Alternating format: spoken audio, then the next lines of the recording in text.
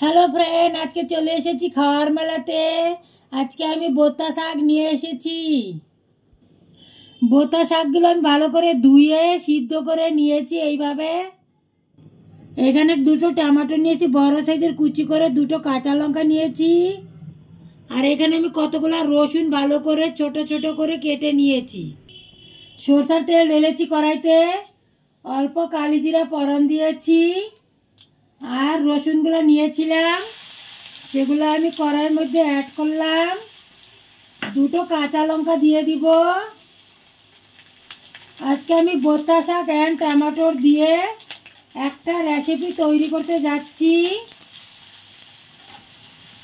এইভাবে বথুয়া শাক টমেটোর দিয়ে বানাবেন ঘরে, দেখবেন কত ভালো লাগে গরম গরম ভাতের সাথে।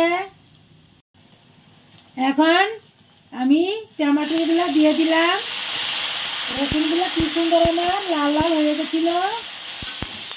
টমেটোটাকে নরম করব, নরম করে একটু হলুদ ডালবো আমি। এখন হাফ চামচ হলুদ দিলাম, হাফ চামচ থেকে কম ধনিয়ার পাউডার দিয়েছি। এখন একটু নেড়ে দিব। আমার শাকটা কিন্তু কম হয়ে গেছে সিদ্ধ হওয়ার পরে। আমি হাফ চামচ থেকে কম নুন দিয়েছি। এখন আবার নেড়ে দিব।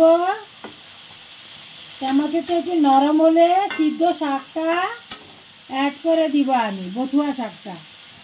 টমেটোটা একদম নরম হয়ে গেছে। এখন আমি সিদ্ধ শাকটা অ্যাড করে দিলাম। এই বথুয়ার সাথে টমেটো খুব ভালো লাগে, রুটি দিয়ে পরোটা দিয়ে কিছু দিয়েও খাওয়া যায়, অনেকই টেস্টি হয়। যদি আমার বথুয়া টমেটোর রেসিপিটা পছন্দ এসে থাকে, অবশ্যই লাইক কমেন্ট শেয়ার করবেন। সাথে যেন বেল আইকনটা থাকে অবশ্যই দাবিয়ে দিবেন। সাবস্ক্রাইব করতে ভুলবেন না। কমেন্ট করে আমাকে জানাবেন। দেখুন কত সুন্দর লাগছে।